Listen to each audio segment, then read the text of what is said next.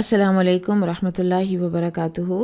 نحمدہ ونصلی علی رسولہ الکریم، اما بعد فاعوذ باللہ من الشیطان الرجیم، بسم اللہ الرحمن الرحیم۔ رب اشرح لی صدری ویسر لی امری واحلل عقدۃ من لسانی یفقہوا قولی، رب زدنی علما، اللہم فقہنا فی الدین، اللہم انی اسألک ایمانا لا یرتد ونعیما لا ینفد ومرافقۃ محمد صلی اللہ علیہ وسلم فی اعلیٰ جنت الخلد،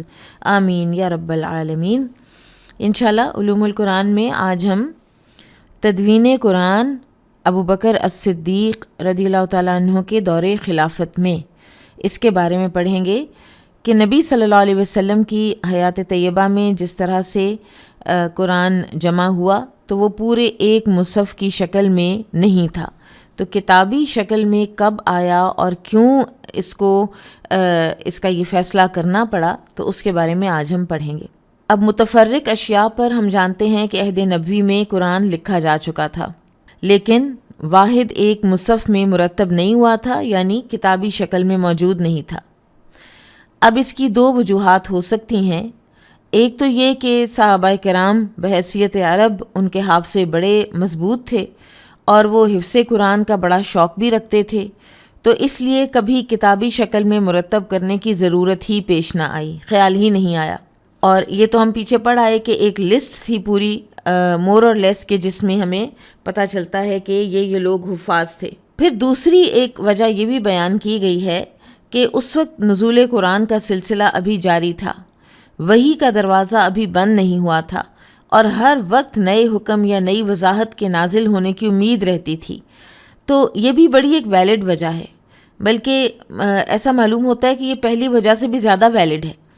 اس لیے کہ قرآن کو مرتب کرنا اور کتابی شکل دینا اس وقت مناسب ہی نہیں سمجھا گیا، اور مناسب تھا بھی نہیں کہ وہ لکھی جاتی، کہ اس وقت والی بات تھوڑی ہے کہ انسان جو ہے وہ کاپی پیسٹ کرے اور پھر اس کے درمیان میں بھی کوئی چیز لا کے رکھ دے اور ڈیلیٹ کرے اور پھر لکھے، تو وہ تو اتنا اسکیئرس میٹیریل ہوا کرتا تھا، اتنا کم میٹیریل ہوا کرتا تھا، اور اس تھوڑے سے میٹیریل میں اتنا جو ہے وہ کچھ لکھنا، اور پھر اس کو ضائع کیسے کیا جاتا، پھر کوئی آیت اگر کسی آیت کے بعد میں رکھنی ہوتی تو پھر اس کو کیسے رکھا جاتا، تو یہ ساری چیزیں جو ہیں ان کو دیکھتے ہوئے، ان کو مد نظر رکھتے ہوئے تو رسول اللہ صلی اللہ علیہ وسلم کے عہد مبارک میں اس کو نہیں کیا گیا، اس کو لکھا نہیں گیا۔ تو جب رسول اللہ صلی اللہ علیہ وسلم اس دنیا سے تشریف لے گئے تو اس کے فوراً بعد ردہ کی جنگیں ہوئی ہیں، یعنی عرب میں فتنہ ارتداد پھیل گیا، بہت سے قبائل جو ہیں وہ مرتد ہو گئے، اسلام سے ہٹ گئے، کسی نے زکوٰۃ دینے سے انکار کر دیا، نماز اور زکوٰۃ میں فرق کرنے لگے، اور بہت سے یعنی متعدد جھوٹے نبی جو ہیں نبوت کے دعوے دار، وہ بھی سر نکالنے لگے۔ مسیلمہ کذاب، جس نے نبی صلی اللہ علیہ وسلم کی حیات طیبہ میں ہی دعویٰ کر دیا تھا نبوت کا، پھر اسی طرح سے اسود انسی تھا ایک، پھر ایک عورت تھی سجا، پھر طلیحہ الاسدی، یہ لوگ وہ تھے کہ جو مسلمان ہوئے، اور مسلمان ہونے کے بعد ان لوگوں نے نبوت کے دعوے کیے، کسی نے کوئی شوشہ چھوڑا، کسی نے کوئی، اور نبوت کے دعوے داروں کا ایک خاص جو سائیکی ہوتی ہے وہ یہ ہوتی ہے کہ اسلام کے جو احکامات لوگوں کے اوپر اس وقت آپ ان کے فالوورز کے اوپر گراں گزر رہے ہوتے ہیں، یا کچھ جو کوئی پولیٹیکل پریشرز ہوتے ہیں، ویسٹڈ انٹرسٹ ہوتے ہیں، ان کے تحت جو چیز گراں گزر رہی ہے وہ کہو کہ میں نیا نبی آ گیا ہوں نعوذ باللہ، اور میں نے وہ فلاں چیز جو ہے وہ ختم کر دی ہے۔ تو یہی نفسیات جو ہے وہ ان لوگوں کی بھی تھی۔ کسی نے کہا نماز میں سجدہ اور رکوع کرنے کی ضرورت نہیں ہے، کسی نے نعوذ باللہ زنا کو اور شراب کو حلال قرار دے دیا، اور اس وقت پھر یہ جنگیں ہوئی تھیں، اور یہ متعدد جنگیں ہیں، یہ صرف ایک یمامہ کی جنگ کا ذکر آتا ہے کیونکہ وہ مین جنگ تھی، مسیلمہ کذاب کے ساتھ ہوئی تھی، اور اس ایک جنگ میں 1200 مسلمان شہید ہوئے تھے، اور بعض ہسٹورینز نے 70 حفاظ کے شہید ہونے کی بات لکھی ہے، جبکہ ابن کثیر نے لکھا ہے کہ 500 کے قریب حفاظ شہید ہوئے تھے۔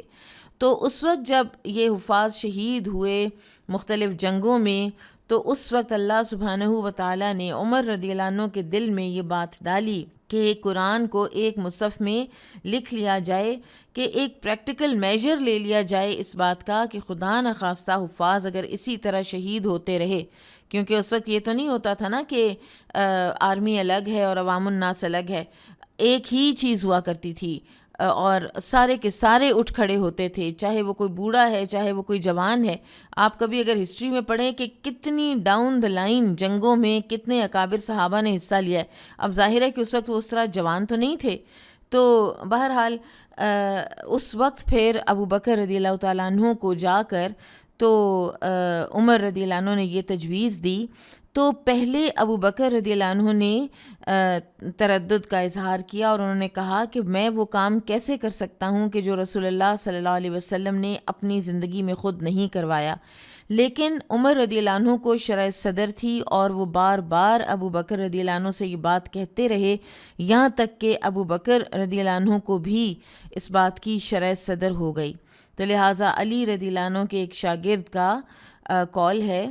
کہ ابو بکر وہ پہلے خلیفہ ہیں جس نے قرآن کو 2 تختیوں کے درمیان جمع کیا۔ اسی طرح حضرت علی کا ایک اور قول نقل کیا گیا ہے کہ علی نے فرمایا ہے رضی اللہ عنہ کہ مصاحف کے بارے میں سب سے بڑا اجر ابو بکر کو ملے گا، اللہ ان پر رحم فرمائے،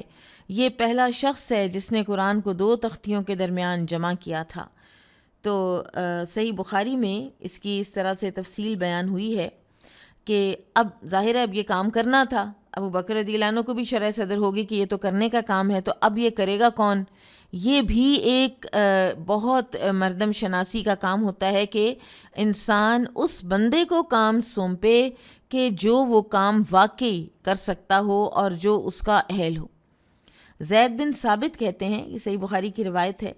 کہ جنگ یمامہ میں صحابہ کی شہادت کے بعد ابو بکر رضی اللہ عنہ نے مجھے بلایا، میں جب آپ کے پاس حاضر ہوا تو وہاں پر عمر رضی اللہ عنہ بھی موجود تھے۔ ابو بکر نے کہا کہ عمر کہتے ہیں کہ یمامہ میں بہت سے قاری شہید ہو گئے ہیں، اگر اسی طرح مختلف محاذوں پر قاری شہید ہوتے رہے تو مجھے ڈر لگتا ہے کہ قرآن کا زیادہ حصہ ہمارے ہاتھ سے نکل جائے گا۔ میں تو یہ مناسب سمجھتا ہوں کہ آپ قرآن کو ایک مصحف میں جمع کرنے کا حکم دیجئے۔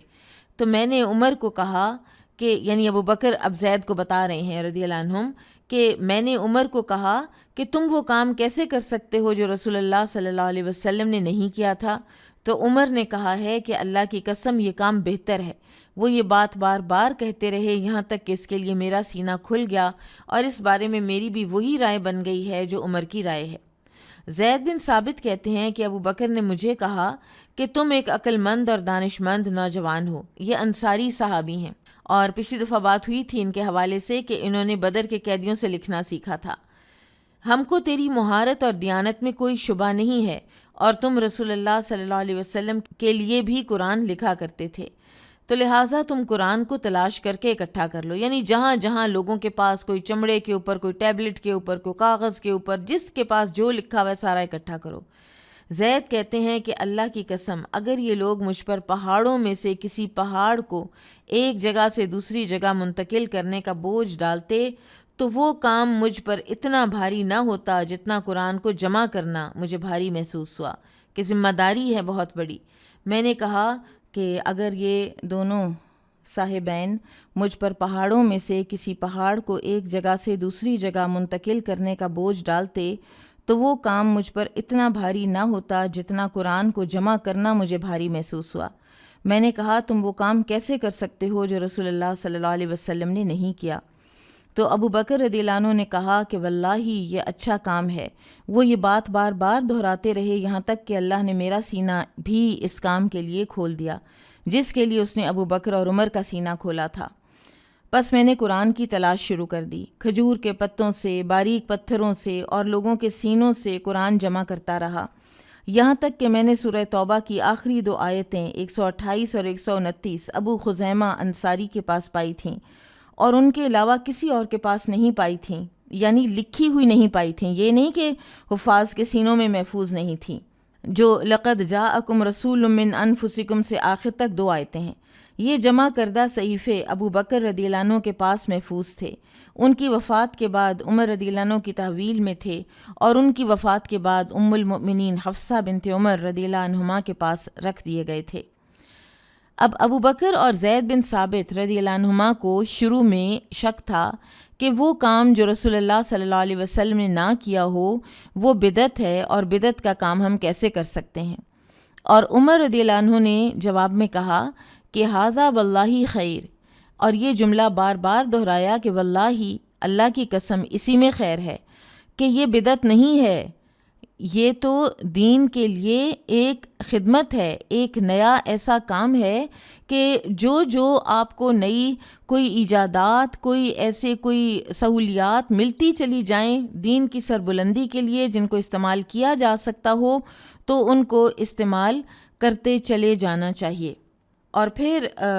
حضرت عمر رضی اللہ تعالیٰ عنہ اور زید بن ثابت دونوں کو ابو بکر رضی اللہ عنہ نے کہا کہ تم دونوں مسجد کے دروازے پر بیٹھ جاؤ، اور جو شخص اللہ کی کتاب میں سے کسی حصے پر 2 گواہ پیش کر دے تو اسے لکھ لو۔ یعنی اتنے طریقے سے کام کیا گیا تھا، بس یوں ہی نہیں کہ زید بن ثابت تو حالانکہ خود سب سے مین کاتب وحی اردہ اخیرہ میں پاس بیٹھے، اور ان کو خود زبانی حفظ تھا قرآن، وہ لکھ سکتے تھے، لیکن پہلے ریٹن لیا گیا، پھر اس کے بعد 2 گواہ لیے گئے۔ جس کے اوپر 2 گواہ نہ آئے وہاں سٹک ہوئے، تو ابو خزیمہ انصاری کے پاس ایک ملی جو صرف ایک بندے کے پاس تھی، اب دوسرا گواہ کہاں سے آئے؟ تو پھر یہ جو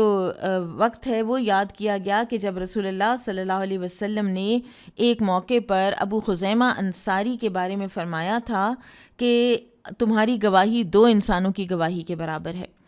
اور اس کی وجہ کیا بنی تھی کہ رسول اللہ صلی اللہ علیہ وسلم نے کوئی بدو تھا تو اس سے کوئی اونٹ خریدا، اور آپ نے فرمایا کہ مدینہ چلو، میں وہاں چل کے قیمت دیتا ہوں۔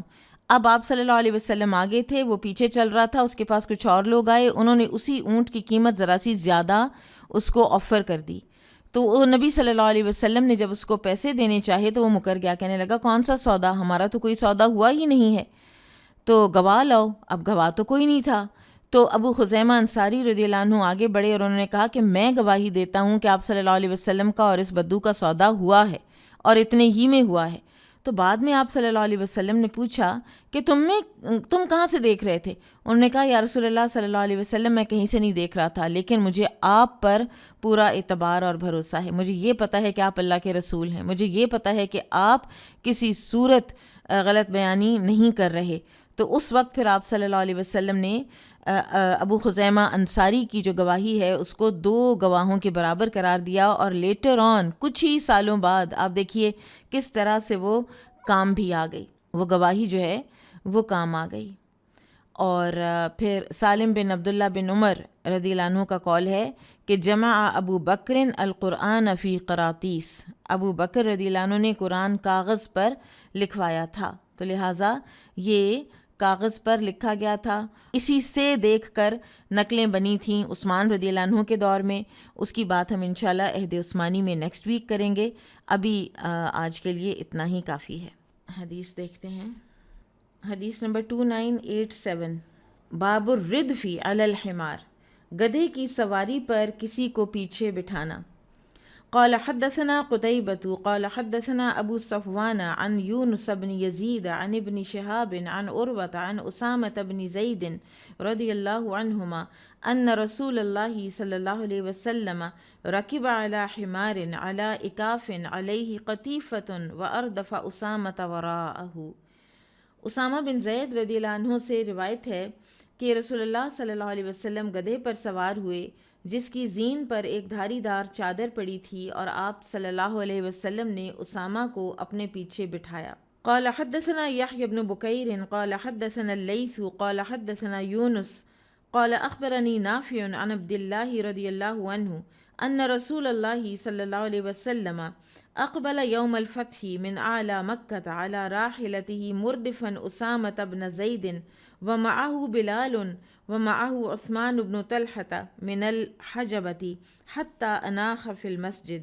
عبداللہ بن عمر رضی اللہ عنہما سے روایت ہے کہ رسول اللہ صلی اللہ علیہ وسلم فتح مکہ کے دن مکہ مکرمہ کے بالائی علاقے سے اپنی سواری پر تشریف لائے،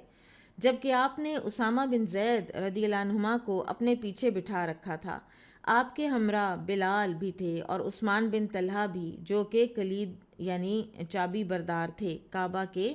چابی بردار تھے۔ حتیٰ اناخ فی المسجد، یہاں تک کہ آپ صلی اللہ علیہ وسلم نے مسجد کے صحن میں اپنا اونٹ بٹھایا۔ فَأَمَرَهُ أَن يَأْتِيَ بِمِفْتَاحِ الْبَيْتِ، تو پھر آپ صلی اللہ علیہ وسلم نے عثمان بن طلحہ کو حکم دیا کہ بیت اللہ کی چابی لائیں۔ فَفَتَحَ، پھر انہوں نے دروازہ کھولا۔ وَدَخَلَ رسول اللہ صلی اللہ علیہ وسلم، اور داخل ہوئے رسول اللہ صلی اللہ علیہ وسلم، وَمَعَهُ أُسَامَةُ وَبِلَالٌ وَعُثْمَانُ، اور آپ کے ساتھ اسامہ، بلال اور عثمان رضی اللہ عنہم تھے۔ فَمَكَثَ فِيهَا نَهَارًا طَوِيلًا، تو پھر آپ ٹھہرے اس میں کافی دن کا ایک حصہ۔ ثُمَّ خَرَجَ فَاسْتَبَقَ النَّاسُ، پھر آپ صلی اللہ علیہ وسلم باہر تشریف لائے تو لوگ اندر داخل ہونے کے لیے ایک دوسرے سے آگے بڑھنے لگے۔ فَكَانَ عَبْدُ اللَّهِ بْنُ عُمَرَ أَوَّلَ مَنْ دَخَلَ، تو سب سے پہلے جو داخل ہوئے وہ عبداللہ بن عمر تھے۔ فَوَجَدَ بِلَالًا وَرَاءَ الْبَابِ قَائِمًا، تو انہوں نے بلال رضی اللہ عنہ کو دروازے کے پیچھے کھڑا پایا۔ فَسَأَلَهُ، تو انہوں نے پوچھا ابن عمر نے ان سے، بلال سے، اَيْنَ صَلَّى رسول اللہ صلی اللہ علیہ وسلم، کہاں نماز پڑھی رسول اللہ صلی اللہ علیہ وسلم نے؟ فَأَشَارَ إِلَى الْمَكَانِ الَّذِي صَلَّى فِيهِ، تو بلال رضی اللہ عنہ نے اس جگہ کی نشاندہی کی جہاں آپ صلی اللہ علیہ وسلم نے نماز پڑھی تھی۔ قال عبداللہ بن عمر فرماتے ہیں، فَنَسِيتُ أَنْ أَسْأَلَهُ کم صلی من سجدتن، میں یہ بات پوچھنا بھول گیا کہ آپ نے کتنی رکعتیں پڑھی تھیں۔ تو اس میں پہلی بات تو یہ ہے کہ آپ صلی اللہ علیہ وسلم کی تواضع اور ہیوملٹی پتہ چلتی ہے۔ گدھے پر سواری کرنا، چھوٹے بچے کو پیچھے بٹھا لینا، بہت تواضع کی بات ہے، اور تواضع ہوتی ہی صرف اس ایک انسان کے اندر ہے کہ جس کے اندر کوئی انسیکیورٹیز نہیں ہوتی۔ اس کو اتنی یہ جو فزیکل چیزیں اور یہ جو جس کو آپٹکس کہتے ہیں نا، کہ جو چیزیں بس نظر آ رہی ہوں، کہ نظر آنے میں یہ نہ ہو، نظر آنے میں وہ نہ ہو، اور نظر آنے میں کہیں میری کوئی جو ہے نا عزت کم نہ ہو جائے۔ تو انسان کی عزت یہ جو ٹینجبل چیزیں ہیں، نظر آنے والی شوشا جو ہے اس سے نہیں بڑھتی، انسان کی عزت اس کے اعمال سے بڑھتی ہے۔ اور اسی طرح سے امام بخاری یہاں پر حدیث اس لیے لائے ہیں کہ کسی کو اپنے پیچھے بٹھانا جائز ہے، چاہے وہ جہاد ہو، چاہے وہ کوئی اور سفر ہو۔ تو یہ جو عثمان بن طلحہ ہیں، ان کے بارے میں نبی صلی اللہ علیہ وسلم نے فرمایا تھا کہ قیامت کے دن تک یہ چابی تمہارے ہی خاندان والوں میں رہے گی، اور آج بھی انہی کی لینیج میں یہ چابی ہے۔ اور جب بھی ہر سال جب غسل کعبہ دیا جاتا ہے تو اس وقت پھر جو انہی کی نسل کے، اس وقت وہ ایک بزرگ ہیں جو ویل چیئر پر، اس دفعہ وہ سارا دکھا رہے تھے کہ ان کو لایا گیا ویل چیئر پر، وہ آئے، چابی ان کے پاس تھی، انہوں نے کھول کر دی ہے، اور پھر آگے ان کی فیملی کے آگے ان کے بچوں کو، پھر بچوں کو، اس طرح کر کے یہ شفٹ ہوتی رہے گی، اور یہ قیامت تک نبی صلی اللہ علیہ وسلم کے فرمان کے مطابق اسی خاندان کے، اسی لینیج کے ہاتھ میں رہے گی۔ باب من اخذ بالرکاب ونحوہ، جس نے رکاب یا اس جیسی کسی چیز کو پکڑ کر سوار ہونے میں مدد دی۔ قال حدثنا اسحاق قال اخبرنا عبد الرزاق قال اخبرنا معمر عن حمام عن ابی ہریرہ رضی اللہ عنہ قال قال رسول اللہ صلی اللہ علیہ وسلم، ابو ہریرہ رضی اللہ عنہ سے روایت ہے، انہوں نے کہا کہ رسول اللہ صلی اللہ علیہ وسلم نے فرمایا، کل سلامہ من الناس علیہ صدقہ، ہر دن جس میں سورج طلوع ہوتا ہے انسان کے ہر جوڑ پر صدقہ لازم ہے۔ سلامہ کا جو لفظ ہے اس کے دو ترجمے کیے گئے ہیں۔ نمبر 1 انگلیاں، کہ ہر انگلی کا صدقہ، اور نمبر 2 مفاصل یعنی جوڑ، اور ایک اور حدیث سے پتہ چلتا ہے کہ جوڑ زیادہ بہتر ترجمہ ہے، تو ہر جوڑ پر صدقہ ہے۔ کل یوم تطلع فیہ الشمس، ہر دن جس دن سورج طلوع ہوتا ہے۔ یعدل بین الاثنین صدقہ، دو لوگوں کے درمیان عدل کرنا، دو لوگوں کے درمیان عدل کرنا اور ابلیغ صلح کروا دینا صدقہ ہے۔ یہ ایک بہت ہی عظیم اجر، بہت ہی کریم نفع والی بات ہے کہ دو لوگوں کے درمیان صلح کروا دی جائے، چاہے وہ باپ بیٹا ہوں، میاں بیوی ہوں، دو ہمسائے ہوں، دو اسکول کے بچے ہوں، دو رشتہ دار ہوں۔ اور اس کا تو ذکر قرآن حکیم میں بھی آیا ہے کہ سرگوشی کی میں خیر نہیں ہوتی، کثیر سرگوشیوں میں خیر نہیں ہوتی جو سازشوں کے لیے کی جاتی ہیں، لیکن جب اصلاح بین الناس کے لیے کی جائے تو اس میں خیر ہے۔ اور نفل نماز اور نفل روزے سے بڑھ کر اس کا اجر اللہ سبحانہ و تعالیٰ نے رکھا ہے۔ پھر اسی طرح سے اگر اس کا عدل کا معنی لیا جائے تو عدل کرنے والے بھی قیامت کے دن موتیوں اور نور کے ممبروں پر ہوں گے۔ وَيُعِينُ الرَّجُلَ عَلَى دَابَّتِهِ فَيَحْمِلُ عَلَيْهَا، پھر اسی طرح سے کہ کسی شخص کا اس کے جانور پر سامان لاد دینا بھی صدقہ ہے۔ آپ دیکھ رہے ہیں کسی کو میں بھی پچھلے سال میں عمرے پہ گئی، تو جب میں واپس آ رہی تھی اس وقت ہمارا جو میل ممبر ہیں وہ قریب نہیں تھے، تو وہ سوٹ کیس تھا اور اس کو بیلٹ کے اوپر رکھنا تھا، تو وہ ذرا بھاری تھا، تو ایک رینڈم ایک ینگ مین اور ہمارے پاکستانی تھے اور اس طرح، تو وہ انہوں نے نا اس لڑکے نے اس کو اٹھا کے اس کو بیلٹ کے اوپر رکھا، اور پھر مجھے کہنے لگا کہ اگر کوئی اور کام ہے تو میں رکتا ہوں ورنہ میں چلا جاؤں۔ تو میں نے کہا نہیں بیٹا آپ جائیں، بہت شکریہ آپ کا۔ تو کسی کی نیکی جو ہے وہ پھر یاد بھی رہ جاتی ہے، اور انسان کو اس طرح کے مواقع پر کہ جب آپ تھوڑا سا بھی فیل کر رہے ہوں کہ یعنی میں اب کیسے یہ کام کروں، اور ایسے میں کوئی آؤٹ آف دا بلو آ کے آپ کی مدد کر دے، تو کتنا انسان کو ایک کانفیڈنس آ جاتا ہے اور کتنے ایک اطمینان اور سکون کی فضا پھیل جاتی ہے۔ تو یہ بھی ایک صدقہ ہے کہ جو انسان اپنے جوڑوں کا دیتا ہے، یعنی اس کی جو متاع ہے، اس کا جو سامان ہے وہ اٹھا کے رکھ دے کسی جگہ پر، لاد دے جہاں بھی وہ لادنا چاہ رہا ہے۔ وَالْكَلِمَةُ الطَّيِّبَةُ صَدَقَةٌ، اور منہ سے اچھی بات نکالنا بھی صدقہ ہے۔ وَكُلُّ خَطْوَةٍ يَخْطُوهَا إِلَى الصَّلَاةِ صَدَقَةٌ، اور ہر قدم جو نماز کے لیے اٹھتا ہے وہ بھی صدقہ ہے۔ وَيُمِيتُ الْأَذَىٰ عَنِ الطَّرِيقِ صَدَقَةٌ، اور راستے سے کسی تکلیف دہ چیز کو ہٹا دینا بھی صدقہ ہے۔ تو یہ تمام جو نیکی کے کام ہیں یہ صدقات شامل ہوتے ہیں، شمار ہوتے ہیں۔ اور ایک اور حدیث ہے جس میں آتا ہے کلُّ تحمید صدقہ وکلُّ تحلیل صدقہ، یعنی ہر الحمدللہ کہنا بھی صدقہ ہے، لا الہ الا اللہ کہنا بھی صدقہ ہے۔ تو بیسیکلی جو امام بخاری جو عنوان سے جس حدیث کی طرف اشارہ کرنا چاہتے ہیں وہ حدیث ہے جو امام مسلم لائے ہیں اپنی صحیح میں۔ عباس رضی اللہ عنہ کہتے ہیں کہ میں غزوہ حنین کے موقع پر رسول اللہ صلی اللہ علیہ وسلم کی سواری کی رکاب پکڑے ہوئے تھا، ٹھیک ہے۔ تو اب یہ ہے کہ حمل الراکب، یعنی راکب کی یعنی سوار انسان کی گاڑی جو ہے اس کی چلا دینا، اس کے آپ دیکھیں کہ فرض کریں کہ کوئی کہیں آپ سٹک ہیں اور آپ کا ڈرائیور کہیں ادھر ادھر چلا گیا ہے اور آپ کی گاڑی کو تھوڑا سا موو کر کے ایک سائڈ پہ کرنا ہے، آپ نہیں کر سکتی، فار ایگزامپل آپ ڈرائیو نہیں کرتی، کوئی آتا ہے شریف آدمی اور آپ کی گاڑی کو تھوڑا سا ہٹا کے ایک سائڈ پہ کر دیتا ہے اور ساری جو ایک آپ کی انگزائٹی ہے اس کو دور کر دیتا ہے۔ تو یہ چیزیں جو ہے نا، یہ ہم جب نبی صلی اللہ علیہ وسلم کے زمانہ مبارک کے حوالے سے پڑھتے ہیں تو ہمیں ضرور اس چیز کا بھی جو ہے خیال رکھنا چاہیے کہ ہمیں ان چیزوں کو اس آج کی زندگی میں اپلائی کیسے کرنا ہے، ورنہ تو ہم اس بات کو ادھر ہی چھوڑ دیں گے کہ ہاں اچھا میدان جنگ ہو اور کوئی اونٹ یا گھوڑے پر سوار ہو تو اس کی رکاب پکڑی جا سکتی۔ یہ صرف رکاب ایسے میں پکڑنے کی بات نہیں، یہ عام ہے، چاہے کوئی سوار ہے، چاہے وہ پیدل ہے اور اس کو سواری پر سوار ہونے میں مدد دینی ہے، کسی بھی طرح کا جو تعاون ہے جو کسی کا سامان اٹھوانے میں کیا جائے تو اس کی امام بخاری نے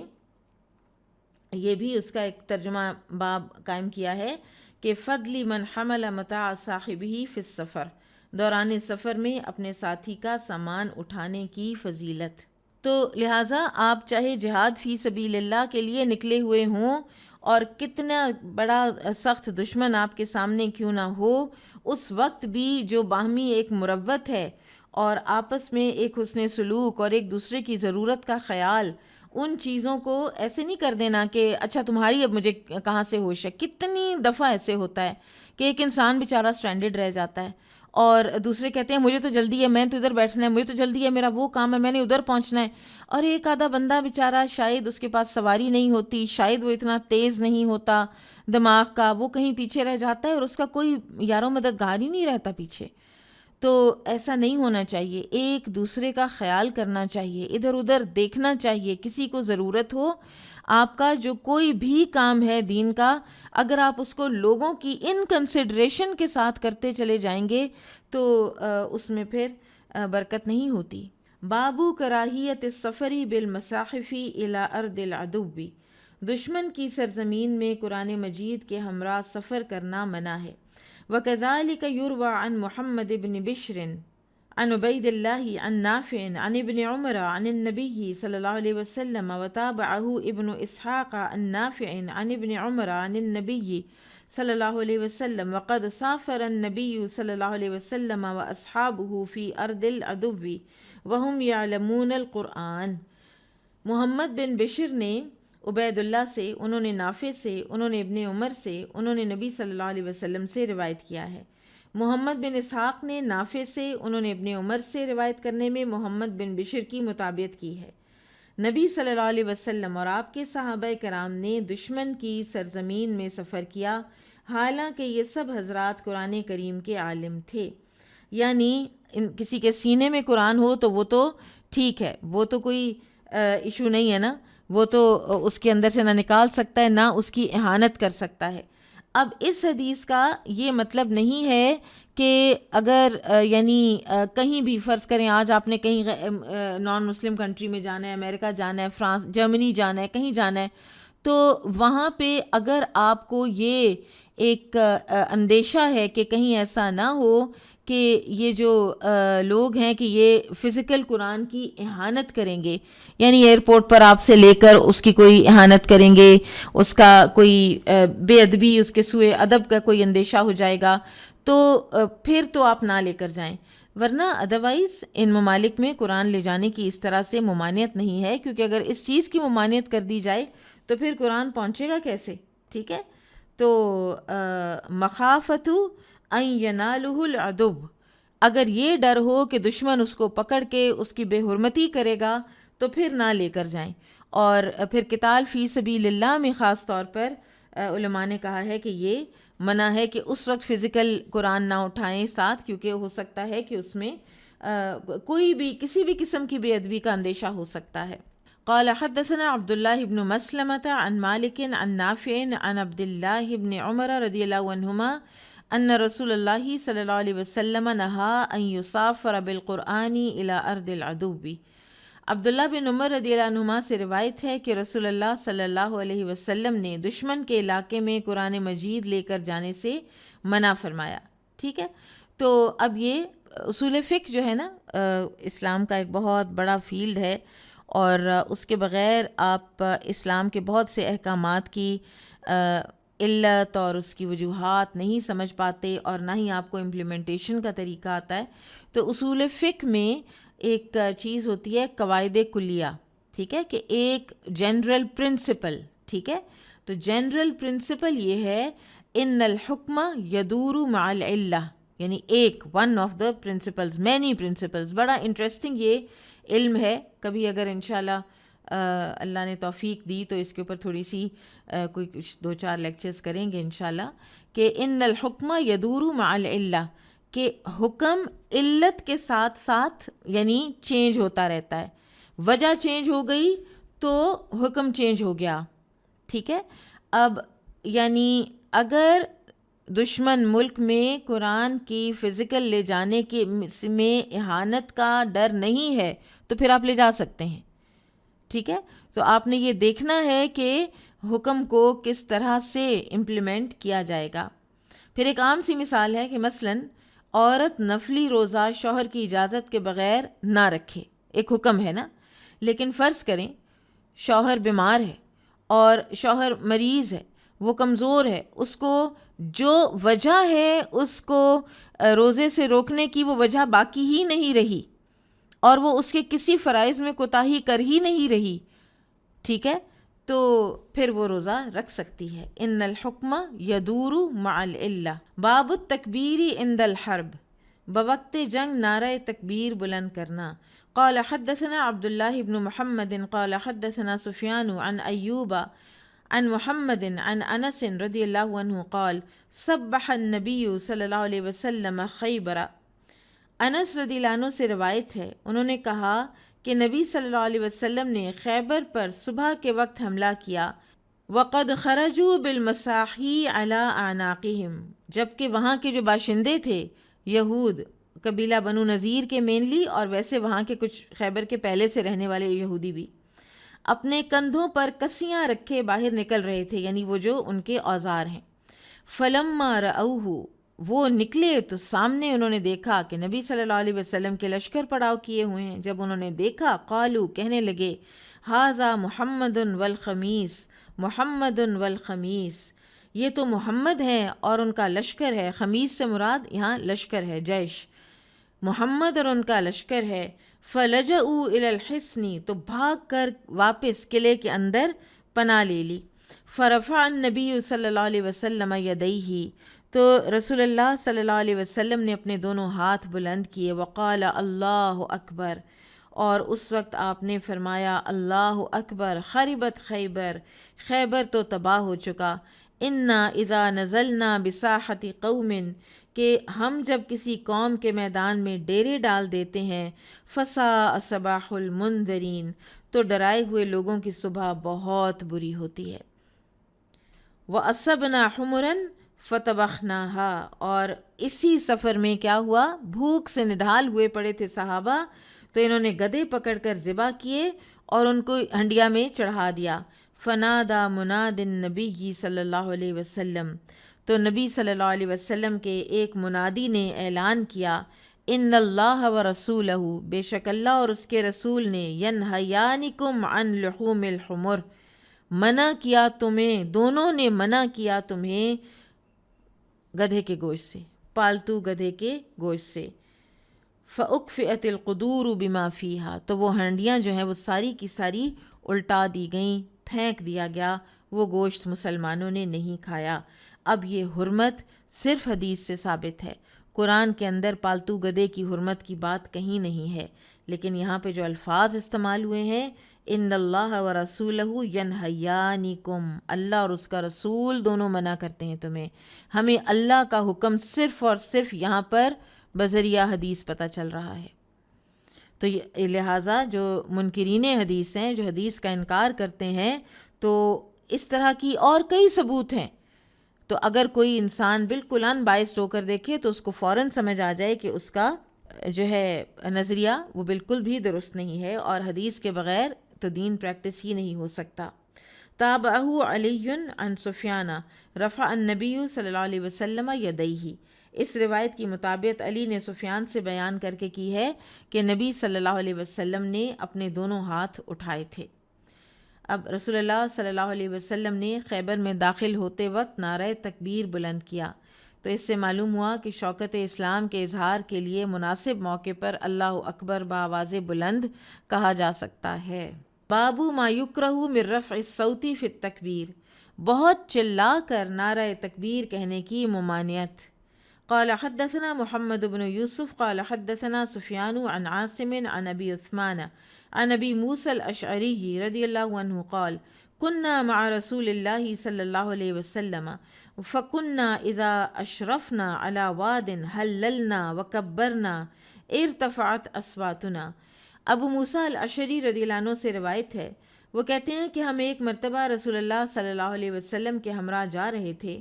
جب ہم کسی بلندی پر چڑھتے تو زور سے لا الہ الا اللہ اور اللہ اکبر کہتے۔ فقال النبی صلی اللہ علیہ وسلم، تو اونچی ہماری ہوئیں آوازیں اتنی کہ نبی صلی اللہ علیہ وسلم نے فرمایا، یا ایھا الناس، اے انسانو، اربعوا علی انفسکم، رحم کرو اپنے اوپر، یعنی اتنا اونچی چلاؤ گے تو ظاہر ہے کہ ایگزاسٹ ہو جاؤ گے۔ فإنکم لا تدعون اصم ولا غائبا،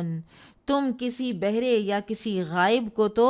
نہیں سنا رہے ہو، انہو معکم، وہ تو ساتھ ہے تمہارے، انہو سمیع قریب، بے شک وہ خوب سنتا ہے اور وہ انتہائی قریب ہے۔ اللہ سبحانہ و تعالیٰ کی دو خوبصورت صفات یہاں پر آئی ہیں، سمیع اور قریب، سننے والا ہے اور قریب ہے۔ یہ اللہ تعالیٰ کے ساتھ جب کنیکشن بن جائے نا ان اسماء حسنہ کے ذریعے سے انسان کا، پھر جو اللہ کی معرفت حاصل ہوتی ہے اور پھر جو لطف آتا ہے اللہ تعالیٰ کو اس کے مختلف ناموں سے پکارنے کا، وہ لوگ امیجن ہی نہیں کر سکتے کہ جن کو اللہ تعالیٰ کے ناموں کی معرفت نہیں ہے۔ اسی لیے اس کو من اشرف العلوم قرار دیا گیا ہے۔ بہرحال یہاں پر حدیث اس لیے آئی ہے کہ میانہ روی، نعرہ تکبیر میں بھی میانہ روی۔ قال حدثنا محمد بن یوسف قال حدثنا سفیان عن حسین بن عبد الرحمن عن سالم بن ابی الجعد عن جابر بن عبد اللہ رضی اللہ عنہما قال كنا اذا صعدنا كبرنا واذا نزلنا سبحنا۔ جابر بن عبداللہ رضی اللہ عنہ سے روایت ہے، انہوں نے فرمایا جب ہم کسی بلندی پر چڑھتے تو اللہ اکبر کہتے، اور جب کسی بلندی سے اترتے تو سبحان اللہ کہتے۔ یہ حکم عام ہے، یہ صرف جہاد کا حکم نہیں ہے، یہ عام حکم ہے۔ آپ پہاڑ پہ چڑھ رہے ہیں، آپ جہاز پہ چڑھ رہے ہیں، سیڑھیاں چڑھ رہے ہیں، جہاز اڑ رہا ہے، اوپر کو جا رہے ہیں تو اللہ اکبر کہیں، اور نیچے کو آ رہے ہیں تو سبحان اللہ کہیں۔ تو کوئی بھی راستے ہوں تو ان میں اونچائی اور نیچے ڈھلوان وغیرہ آتی رہتی ہے، تو لہٰذا نبی صلی اللہ علیہ وسلم کی اس ہدایت کو یاد رکھنا چاہیے۔ پھر آپ دیکھیے کہ یونس علیہ السلام نے مچھلی کے پیٹ میں اللہ کی تسبیح ہی تو کی تھی، تو اللہ تعالیٰ نے انہیں کتنے کرب عظیم سے نجات دی تھی۔ اسی طرح سے جب تم نیچی جگہ اترو تو اللہ کی تسبیح بیان کرو۔ باب التکبیر اذا علا شرفن، بلندی پر چڑھتے وقت اللہ اکبر کہنا۔ قال حدثنا محمد بن بشار قال حدثنا ابن ابی عدی عن شعبۃ عن حسین عن سالم عن جابر رضی اللہ عنہ قال كنا اذا صعدنا كبرنا واذا تصوبنا سبحنا۔ سالم بن عبداللہ جابر رضی اللہ عنہ سے بیان کرتے ہیں کہ انہوں نے فرمایا جب ہم کسی بلندی پر چڑھتے تو اللہ اکبر کہتے، اور جب کسی نشیب میں اترتے تو سبحان اللہ کہتے، یعنی سفر کے علاوہ بھی یہی، پھر وہ سیڑھیاں اترنا چڑھنا اور یہ چیزیں بھی بیچ میں ہی آ گئیں۔ اور فائدہ اس کا یہ ہے کہ انسان جب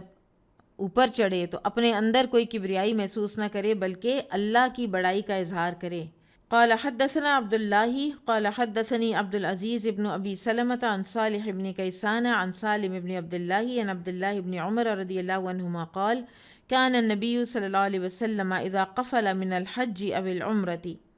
عبداللہ بن عمر رضی اللہ عنہما سے روایت ہے، وہ کہتے ہیں کہ نبی صلی اللہ علیہ وسلم جب حج و عمرہ کے سفر سے واپس ہوتے، ولا اعلمہ الا قال، اور میں خوب جانتا ہوں کہ آپ نے اس وقت کیا فرمایا، الغزوہ یعنی سفر جہاد کا بھی ذکر فرمایا، حج عمرہ اور سفر جہاد۔ یقولو، تو وہ کہتے ہیں کلما اوفا علی ثنیۃ او فدفد، کہ جب بھی آپ صلی اللہ علیہ وسلم کسی بلندی پر چڑھتے یا نشیب سے کنکریوں والے کھلے میدان میں پہنچتے، کبر ثلاثن، تو آپ 3 مرتبہ تکبیر کہتے، 3 مرتبہ اللہ اکبر کہتے، ثم قال، پھر آپ فرماتے لا الہ الا اللہ وحدہ لا شریک لہ لہ الملک ولہ الحمد وہو علی کل شیء قدیر، آئبون تائبون عابدون ساجدون لربنا حامدون، صدق اللہ وعدہ ونصر عبدہ وہزم الاحزاب وحدہ۔ قال صالح فقلت له الم یقل عبد اللہ ان شاء اللہ قال لا۔ تو آپ صلی اللہ علیہ وسلم 3 مرتبہ اللہ اکبر کہنے کے بعد یوں دعا کرتے، اللہ کے سوا کوئی عبادت کے لائق نہیں، وہ یکتا ہے، اس کا کوئی شریک نہیں، اسی کے لیے بادشاہی ہے اور اسی کے لیے تمام تعریفیں ہیں، وہی ہر چیز پر پوری قدرت رکھنے والا ہے۔ ہم واپس ہو رہے ہیں توبہ کرتے ہوئے، اس کی عبادت بجا لاتے ہوئے، اپنے پروردگار کی بارگاہ میں سجدہ کرتے ہوئے، اس کی حمد پڑھتے ہوئے۔ اللہ تعالیٰ نے اپنا وعدہ سچا کر دکھایا، اس نے اپنے بندے کی مدد فرمائی اور اس اکیلے نے لشکروں کو شکست سے دوچار کیا۔ راوی حدیث صالح نے کہا کہ میں نے یعنی اپنے شیخ سالم بن عبداللہ سے پوچھا کیا عبداللہ بن عمر نے انشاءاللہ کے لفظ نہیں کہے تھے؟ تو انہوں نے کہا کہ نہیں۔ اور یہ جو الفاظ ہیں نا، یہ غزوہ خندق کے موقع پر ارشاد ہوئے تھے، اور حجۃ الوداع سے واپسی پر آپ صلی اللہ علیہ وسلم نے ان کلمات کو دہرایا تھا، کیونکہ اللہ تعالیٰ نے اسلام کو غلبہ عطا فرمایا تھا اور آپ نے شکرانے کے طور پر یہ الفاظ ادا کیے تھے۔ باب یکتب للمسافر مثل ما کان یعمل فی الاقامہ، مسافر کی اس قدر عبادات لکھی جاتی ہیں جنہیں وہ بحالت اقامت بجا لاتا ہے۔ قال حدثنا مطر بن الفضل قال حدثنا يزيد بن هارون قال أخبرنا العوام قال حدثنا إبراهيم أبو إسماعيل السكسكي قال سمعت أبا بردة واستحب هو ويزيد بن أبي كبشة في سفر فكان يزيد يصوم في السفر۔ ابو بردہ بن ابی موسیٰ سے روایت ہے، وہ اور یزید بن ابو کبشہ ایک سفر میں اکٹھے تھے اور یزید سفر میں بھی روزہ رکھا کرتے تھے۔ فقال له ابو بردہ،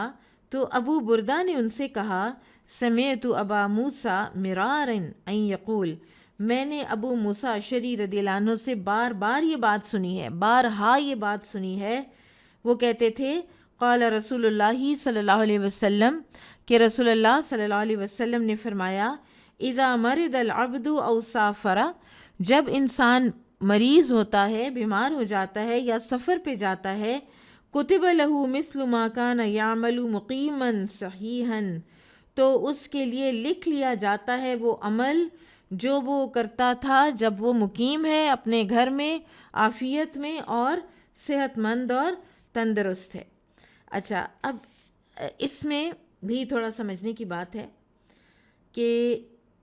رسول اللہ صلی اللہ علیہ وسلم نے سفر میں نفل بھی پڑھے ہیں، سواری پر بھی پڑھے ہیں، وتر بھی پڑھے ہیں، فجر کی سنتیں بھی پڑھی ہیں، لیکن یہ امت کے لیے، اور نبی صلی اللہ علیہ وسلم نے خود بھی اس رخصت کو لیا ہے، یعنی تہجد میں تھوڑا اتنا لمبا قیام کیے بغیر، یعنی تھوڑا چھوٹا قیام کر کے، تو یہ ایک رحم ہے اور کرم ہے اللہ سبحانہ و تعالیٰ کا کہ انسان جب ایک کام لگاتار اپنی صحت میں کرتا ہے تو جب وہ کام وہ کرنے کے قابل نہیں رہتا تو بھی اس کے اعمال نامے میں اجر لکھا جاتا ہے۔ تو اس لیے اس حدیث کے شارحین کہتے ہیں کہ کتنا ضروری ہے اپنی عافیت کے دنوں میں نیک کام کرنا، کہ تاکہ آپ کے مرض کے دنوں میں یا آپ کی ایسی مصروفیت یا سفر کے دن جب آپ چاہتے ہوئے بھی نہیں کر پا رہے تو آپ کو چلیں وہ جسمانی روٹین تو آپ کی نہیں ہوگی لیکن اجر تو ضائع نہیں ہوگا نا۔ تو بعض لوگوں نے سورہ والتین کی جو یہ آیات ہے نا، لَقَدْ خَلَقْنَا الْإِنسَانَ فِي أَحْسَنِ تَقْوِيمٍ، کہ بے شک ہم نے انسان کو پیدا کیا، تخلیق کیا بہترین صورت میں، صحت مند، تندرست، ٹھیک ہے۔ ثُمَّ رَدَدْنَاهُ أَسْفَلَ سَافِلِينَ، پھر ہم نے اس کو اسفل سافلین بنا دیا، اور اس کا معنی لیا گیا ہے ارذل العمر، ایسی عمر کو پہنچا دیا کہ جس میں وہ کچھ کرنے کے قابل ہی نہ رہا، جسم کمزور ہو گیا، عبادت کی ہمت نہ رہی، عمل منقطع ہو گیا۔ لیکن الا الذین آمنوا وعملوا الصالحات فلہم اجر غیر ممنون، لیکن وہ لوگ جو نیک عمل کرتے رہے اس صحت کی زندگی میں، احسنی تقویم کی زندگی میں، وہ اس پورشن میں زندگی کے، تو ان کے لیے اسفل سافلین ہو جانے کے بعد بھی اجر غیر ممنون ہے۔ سبحان اللہ، اللہ سبحانہ و تعالی ہمیں توفیق عطا فرمائے کہ ہم اپنے صحت اور فراغت، یہ دو نعمتیں ہیں نا مغبون، ان نعمتوں کی قدر نہیں کی جاتی، ان نعمتوں کو ضائع کیا جاتا ہے، صحت اور فراغت کو۔ تو صحت اور فراغت میں جو بھی آپ سے ہو سکے، کوئی اپنے وظائف، کوئی اپنے نوافل، کوئی اپنے معمولات ایسے بنا لیں کہ جب آپ نہ کر سک رہے ہوں کسی مجبوری کے تحت تو آپ کو اجر بہرحال ملتا رہے۔ باب السیر وحدہ، تنہا سفر کرنے کا بیان۔ قال حدثنا الحمیدی قال حدثنا سفیان قال حدثني محمد بن المنکدر قال سمعت جابر بن عبد اللہ رضی اللہ عنہما یقول ندب النبی صلی اللہ علیہ وسلم الناس یوم الخندق، جابر بن عبداللہ رضی اللہ عنہما سے روایت ہے کہ نبی صلی اللہ علیہ وسلم نے غزوہ خندق کے وقت لوگوں کو آواز دی، فانتدب الزبیر، تو جواب دیا زبیر رضی اللہ عنہ نے، اور آواز کیا تھی کہ کون ہے کہ جو جا کر ان کا بنو قریظہ کی خبر لے کر آئے، انتہا کا ڈینجرس مشن۔ تو ایک صحابی بار بار جواب دیتے تھے، ثم ندبہم، پھر آواز دی، فانتدب الزبیر، پھر بھی زبیر ہی بولے، زبیر بن عوام، ثم ندبہم، پھر تیسری مرتبہ آواز دی، فانتدب الزبیر، تب بھی زبیر ہی نے کہا کہ میں جاؤں گا یا رسول اللہ صلی اللہ علیہ وسلم۔ قال النبی صلی اللہ علیہ وسلم، تو نبی صلی اللہ علیہ وسلم نے اس وقت فرمایا، ان لکل نبی حواری وحواری الزبیر، ہر نبی کا ایک حواری ہوتا ہے اور میرا حواری زبیر ہے۔ ٹھیک ہے، اب اس میں بھی تھوڑی سی سمجھنے کی بات ہے کہ اگر سفر پر خطر ہے، ڈاکہ، جرائم، حادثات وغیرہ ہونے کے کوئی وہاں پر اندیشے ہیں، یا ایون جنگلی جانور ہیں، یا کوئی ایسی کوئی پرخطر راستہ ہے، راستہ بھولنے کا کوئی اندیشہ ہے شدید، تو ایسے میں پھر اکیلے سفر نہیں کرنا چاہیے۔ ایک اور حدیث میں تو اکیلے گھر میں رات گزارنے کی بھی بات آئی ہے، اور اس میں بھی یہی ہے کہ اگر آپ کی زندگی کو خطرہ ہے، اگر آپ ٹرامیٹائز ہو سکتے ہیں، اگر آپ کے اوپر کوئی ایسا خوف لاحق ہو سکتا ہے، تو پھر آپ اکیلے نہ رات گزاریں اپنے گھر میں اور نہ ہی سفر کریں۔ تو اسی طرح غزوہ خندق ہی کے موقع پر، ایک اور موقع پر جب آپ صلی اللہ علیہ وسلم نے اس طرح سے آواز دی ہے اور پکارا ہے، تو کوئی بھی نہیں بولا، اور پھر آپ صلی اللہ علیہ وسلم نے خود پک کیا حذیفہ بن یمان رضی اللہ عنہ کو۔ صحابہ بھوک، سردی کی شدت اور انتہا کی ایگزاشن سے نڈھال ہوئے پڑے تھے، اور اس وقت پھر آپ صلی اللہ علیہ وسلم نے ان کو ابو سفیان کے کیمپ میں بھیجا کہ جاؤ جا کے پتہ کر کے آؤ کہ وہاں کیا بات چیت ہو رہی ہے، اور پھر حذیفہ بن یمان بھی گئے تھے۔ قال حدثنا ابو الولید قال حدثنا عاصم بن محمد قال حدثني ابی عن ابن عمر رضی اللہ عنہما عن النبی صلی اللہ علیہ وسلم قال حدثنا ابو نعیم قال حدثنا عاصم بن محمد بن زید بن عبد اللہ بن عمر عن ابیہ عن ابن عمر عن النبی صلی اللہ علیہ وسلم قال، ابن عمر سے روایت ہے کہ نبی صلی اللہ علیہ وسلم نے فرمایا، لو یعلم الناس، اگر جان لیں لوگ، ما فی الوحدتی، کہ تنہا سفر کا کیا نقصان ہے، ما اعلم ما سار راکب بلیل وحدہ، تو کوئی سوار بھی رات کے وقت اکیلا سفر نہ کرے۔ تو یہ بھی پرخطر جو ہے علاقے ان کی بات ہے، ورنہ آباد جگہ میں ایسا سفر کرنے میں حرج نہیں ہے کہ آپ صلی اللہ علیہ وسلم غار حرا میں اکیلے تشریف لے جاتے تھے۔ مریم علیہ السلام کے بارے میں آتا ہے کہ انتبذت من اہلہا، کہ وہ الگ ہو گئیں، الگ تھلگ ہو گئیں اپنے گھر والوں سے۔ آپ صلی اللہ علیہ وسلم نے ایلا کیا ہے تو اس بالا خانے میں آپ تنہا رہے ہیں۔ تو یہ وہ جگہیں تھیں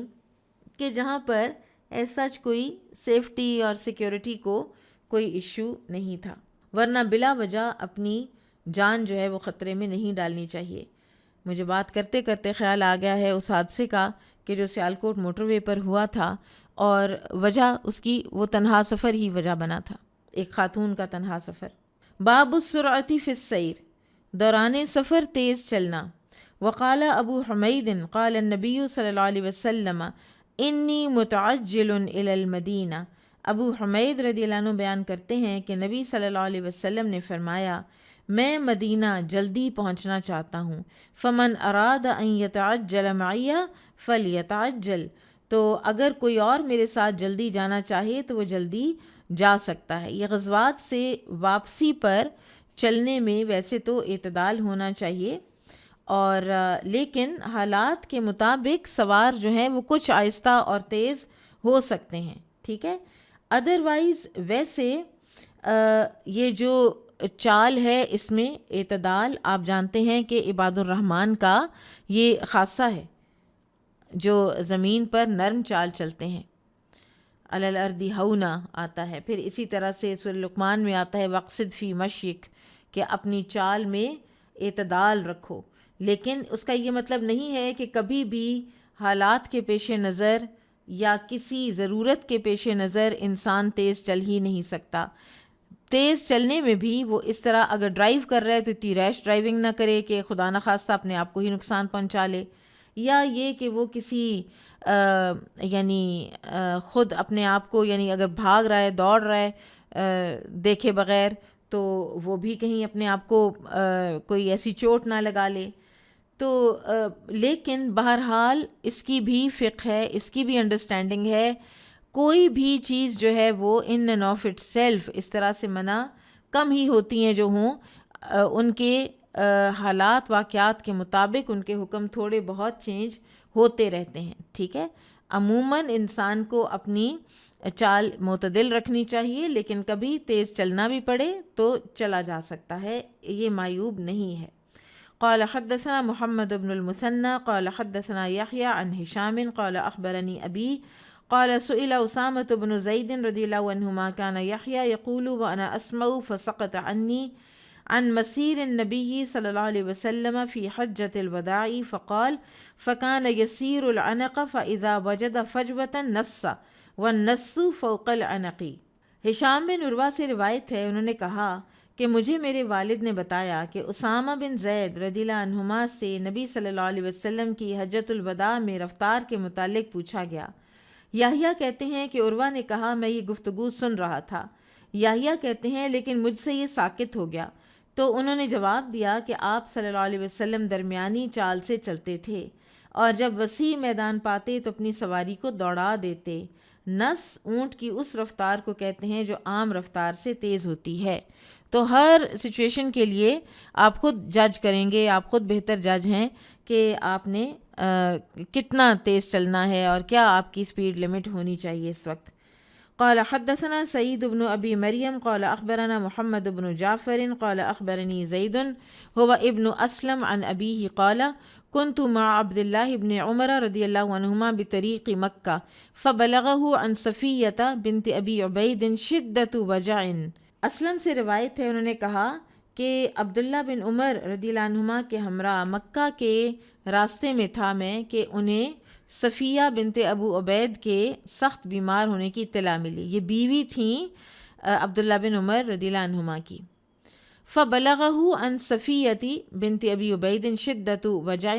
فاسرع السیر, تو انہوں نے سواری تیز کر دی, انہوں نے اپنا چلنا تیز کر دیا. حتی اذا کان بعد غروب الشفق, یہاں تک کہ جب شفق کی سرخی غروب ہونے کو آئی تو ثم نزل, پھر آپ اپنی سواری سے اترے. فصلی المغرب, تو آپ نے مغرب کی نماز پڑھی. والعتمۃ, اور پھر عشاء پڑھی. جمع بینہما, آپ نے دونوں کو جمع کیا. وقال, اور انہوں نے کہا انی رأیت النبی صلی اللہ علیہ وسلم اذا جد بہ السیر اخر المغرب وجمع بینہما. تو انہوں نے ساتھ فرمایا کہ میں نے نبی صلی اللہ علیہ وسلم کو دیکھا جب آپ کو سفر کی جلدی ہوتی تو مغرب کی نماز کو مؤخر کر دیتے, پھر مغرب اور عشاء کو جمع کر کے پڑھتے تھے. اب یہ جو ہے امام بخاری یہاں پر یہ بتانا چاہ رہے ہیں کہ سفر اور جہاد وغیرہ میں کسی مصلحت کے پیش نظر جلدی کرنا معیوب نہیں ہوتا, ایسا کرنا حالات پر موقوف ہے. بہرحال فراغت کے بعد گھر جلدی واپس آنا آداب سفر میں سے ہے, جیسا کہ اگلی حدیث سے پتہ چل رہا ہے. قال حدثنا عبداللہ بن یوسف قال اخبرنا مالک عن سمی مولا ابی بکر عن ابی صالح عن ابی ہریرہ رضی اللہ عنہ ان رسول اللہ صلی اللہ علیہ وسلم قال السفر قطعۃ من العذاب. ابو ہریرہ رضی اللہ عنہ سے روایت ہے کہ رسول اللہ صلی اللہ علیہ وسلم نے فرمایا سفر کیا ہے, گویا عذاب کا ایک ٹکڑا ہے. یمنع احدکم نومہ وطعامہ وشرابہ,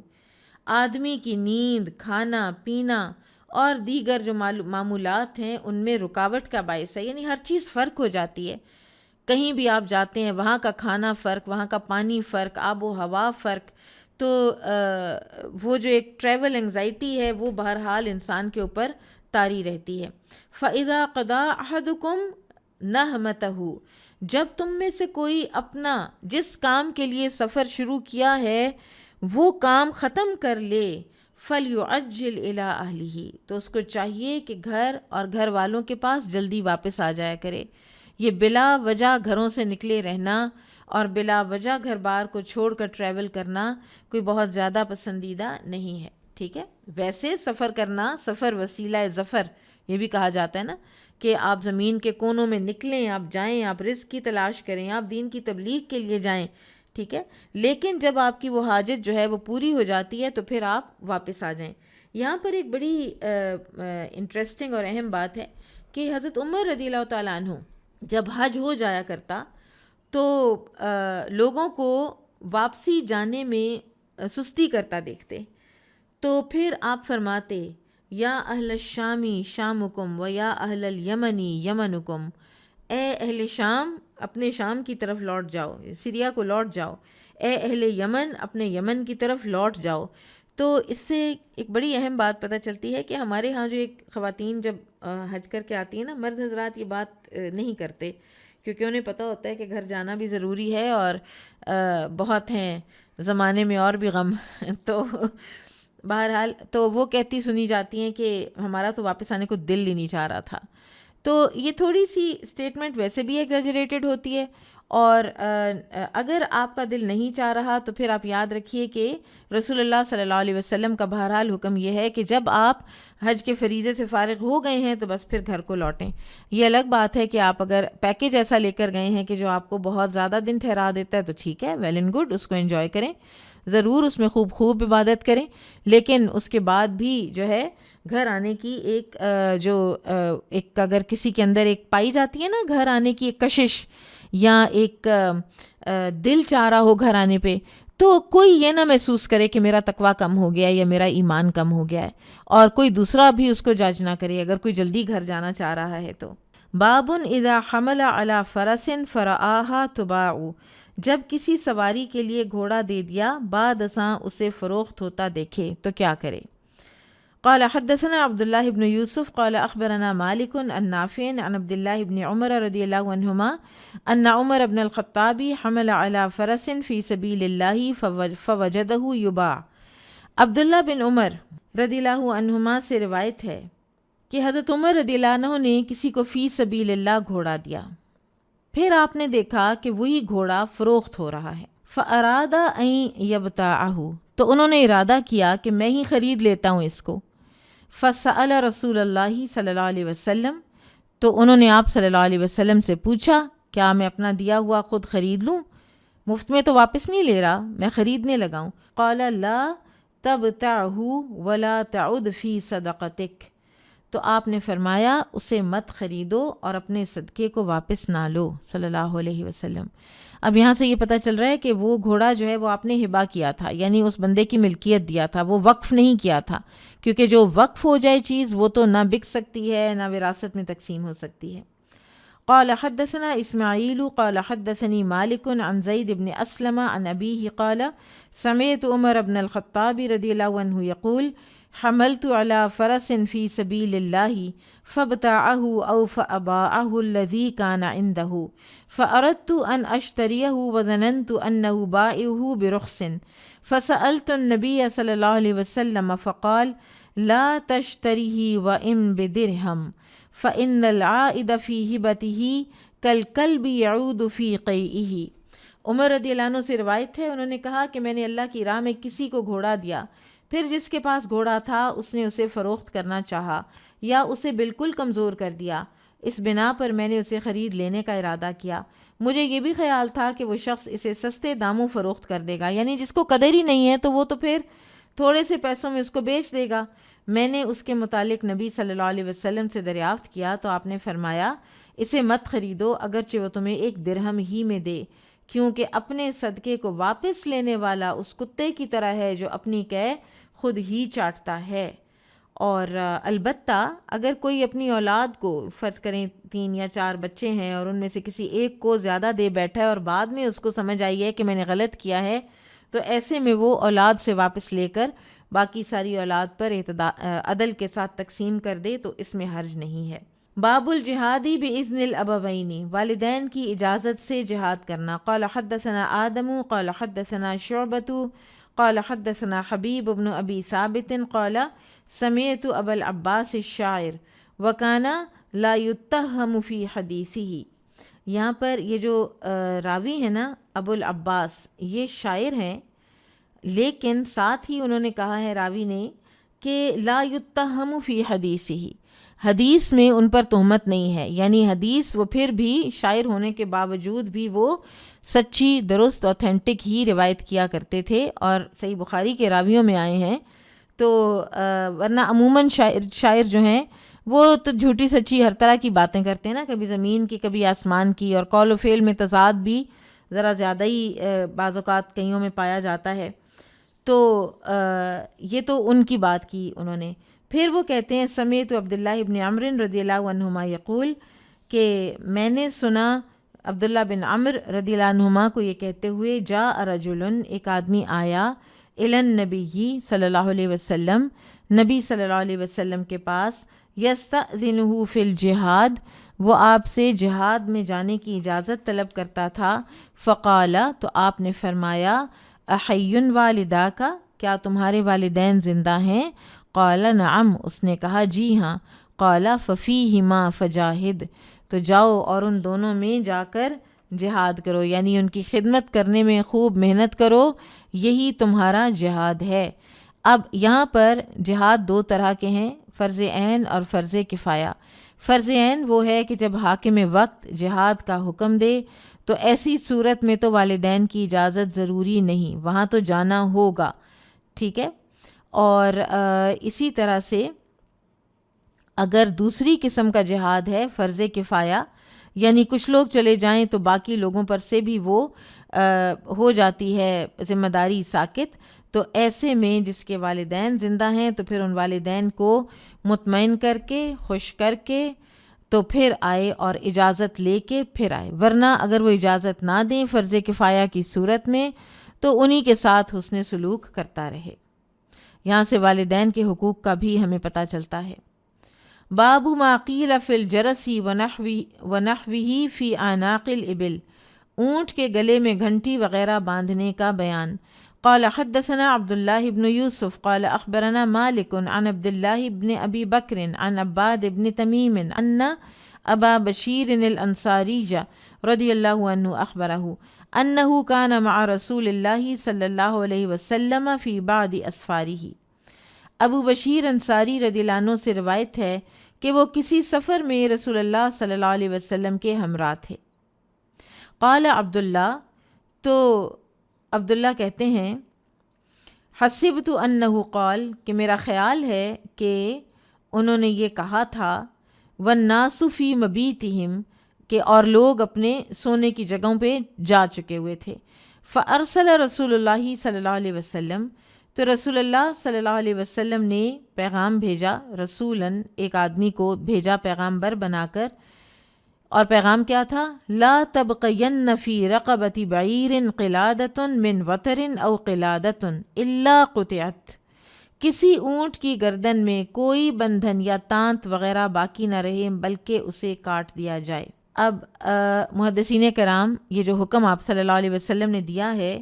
اس میں 3 اقوال ذکر کرتے ہیں۔ ایک تو یہ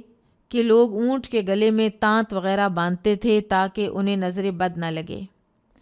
تو رسول اللہ صلی اللہ علیہ وسلم نے کاٹنے کا حکم دیا کہ کہیں اس سے عقیدہ خراب نہ ہو جائے، کوئی دھاگے، کوئی تعویذ وغیرہ جو ہیں وہ تقدیر کو رد نہیں کر سکتے۔ دوسرا قول یہ ہے کہ لوگ اس تانت کے ساتھ، یعنی جو بندھی ہوتی تھی کوئی دھاگا وغیرہ، تو گھنٹی باندھتے تھے اس کے ساتھ۔ تو ایک حدیث میں آتا ہے کہ فرشتے اس قافلے کے ساتھ نہیں چلتے جس میں گھنٹیاں بجتی ہیں، یہ سنن ابو داؤد کی حدیث ہے۔ پھر اسی طرح سے تیسرا قول یہ ہے کہ اس قسم کی تانت سے گلا کٹنے کا اندیشہ ہے،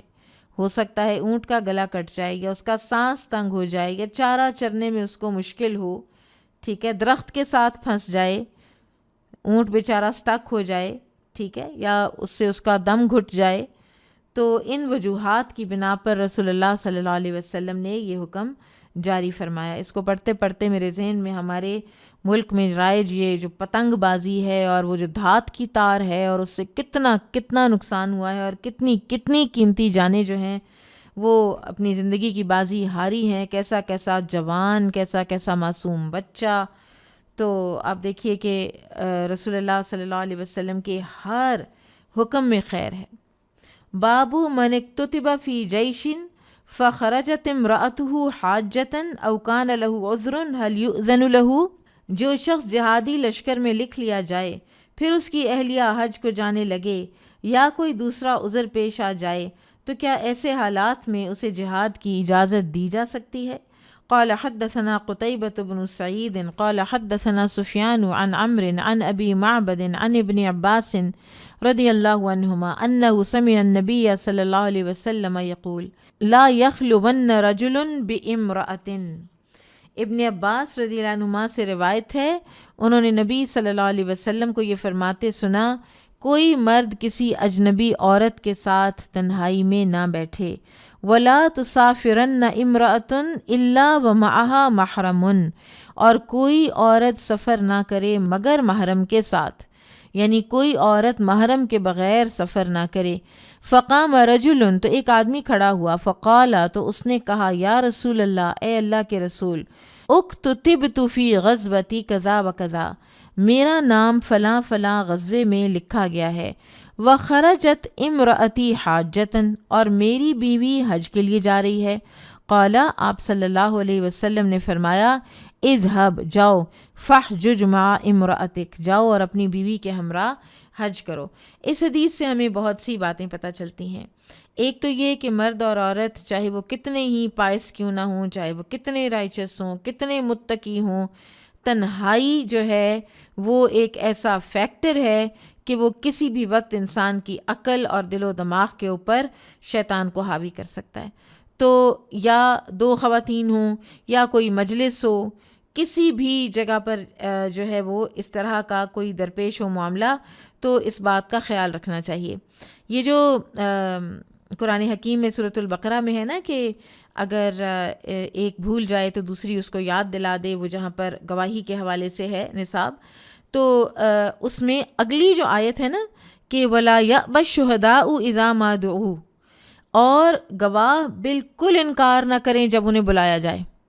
تو اس میں بعض مفسرین یہ بات لکھتے ہیں کہ کہیں بھی بلایا جا سکتا ہے، جہاں پر کسی بندے کے ساتھ تنہائی میں کوئی بات پوچھنی ہو، جج نے پوچھنی ہو، وکیل نے پوچھنی ہو، سفر کرنا ہو، سفر جو ہے وہ پرخطر ہو، تو اللہ تعالیٰ کا تو حکم ہے لا یأبى الشہداء اذا ما دعوا، تو کم از کم پھر عورت جو ہے وہ اکیلی نہ جائے، اس کے ساتھ ایک اور عورت تو ہوگی ہی ہوگی، اس کا محرم بھی ہونا چاہیے۔ تو اب دوسری بات جو ہے وہ یہ ہے کہ بیوی نے حج کرنا تھا تو آپ صلی اللہ علیہ وسلم نے اس انسان کو غزوہ سے روکا اور کہا کہ بیوی کا حج مکمل کرواؤ۔ آپ صلی اللہ علیہ وسلم نے یہ نہیں فرمایا کہ بیوی کو کہو کہ اگلے سال حج کر لے، ٹھیک ہے، نہیں، اسی کا جو حج ہے، اس سے یہ پتہ چلا کہ خواتین کے اوپر بھی یہ سارے فرائض انڈیپینڈنٹلی عائد ہیں اور انہوں نے اپنے پورے کرنے ہیں، اور شوہروں کو چاہیے کہ وہ اس میں ان کی معاونت کریں، ان کے ساتھ جائیں۔ پھر بات ہے محرم کے بغیر سفر کرنے کی، تو یہ ایک حکم ہے جو کہ نبی صلی اللہ علیہ وسلم کا حکم ہے، اور اس میں جو فرض حج ہے اگر کسی عورت کا رہ گیا ہوا ہے، وہ نہیں کر پا رہی محرم کے بغیر، تو جمہور جو ہیں یعنی امام ابو حنیفہ رحمہ اللہ، امام شافعی اور امام مالک، یہ اجازت دیتے ہیں کہ کچھ اپنی امانت دار، اپنی ٹرسٹ وردی کچھ رفقا، کچھ گروپ میں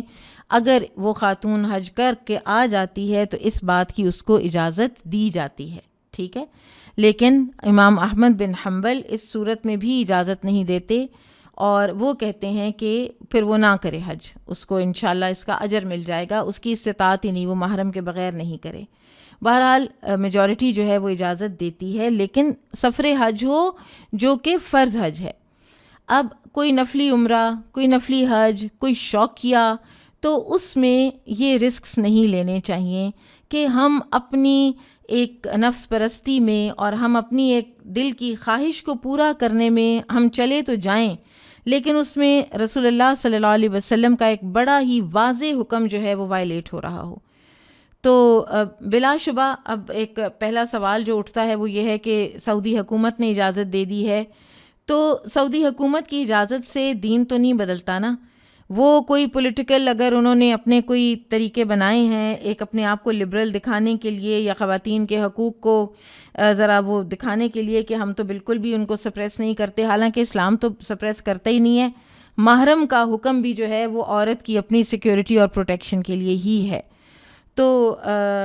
اس کو ہم بہرحال حجت نہیں بنا سکتے. انسان کو چاہیے کہ دین کی سمجھ اور فہم حاصل کرے اور بلا وجہ کا محرم کے بغیر ٹریول نہ کرے. پھر اس کے علاوہ بعض جو کچھ اس طرح کے حالات واقعات ہیں کہ لاکھوں میں ٹکٹس ہیں، کسی نے اگر آنا ہے جانا ہے اور پھر اس میں یعنی ہر دفعہ تو ہسبینڈ نہیں آ سکتا ساتھ. کہیں ایک خاتون تھیں جن کو پاکستان آنا پڑتا تھا اور شروع میں ہر دفعہ ان کے ینگ سا وہ کپل تھا تو اس کا ہسبینڈ ساتھ آتا تھا چھوڑنے، پھر اس کو لینے آ رہا ہوتا تھا، تو ڈبل ٹکٹس اور سارا کچھ جو تھا وہ اتنا زیادہ اس کے اوپر ایک بوجھ پڑ رہا تھا. تو پھر انہوں نے پوچھا تو کسی نے ایک رائے جو ہے علماء کرام میں وہ یہ ہے کہ ادھر سے بھی محرم جو ہے وہ اس کو چڑھا دے اور جہاں وہ اترے وہاں بھی محرم اس کو اتار لے. تو جو ان بٹوین والا سفر ہے وہ کیونکہ ایک بہت بالکل ہی تنہائی نہیں ہوتی نا، اس میں ہر طرح کی سہولت موجود ہوتی ہے، اس میں آپ کو میڈیکل سہولت موجود ہے، اس کے آپ کے ارد گرد فضائی میزبان بھی ہیں، پھر آپ کے ساتھ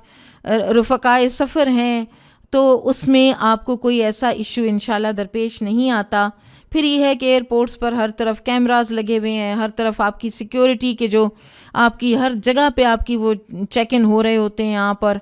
تو اس میں جو رسک ہے آپ کی سیکیورٹی کے تھریٹ کو تو وہ منیمائز ہوا ہوتا ہے. تو اگر کسی کی اتنی مجبوری ہے ٹریول کرنے کی تو پھر وہ اس طرح سے کر لے. واللہ عالم. جو عرب اسکالرز ہیں وہ اس بات کی بھی اجازت نہیں دیتے ہیں. اور باقی رہا ویسے شوقیہ ٹریول کا خواتین کا بغیر محرم کے، تو اس کی تو جو ہے اس کو ریڈیوس ہی رکھنا چاہیے، اس کو نہیں کرنا چاہیے. بارک اللہ فیکم. سبحانک اللہم و بحمدک، اشہد ان لا الہ الا انت، استغفرک و اتوب الیک. السلام علیکم و رحمۃ اللہ وبرکاتہ.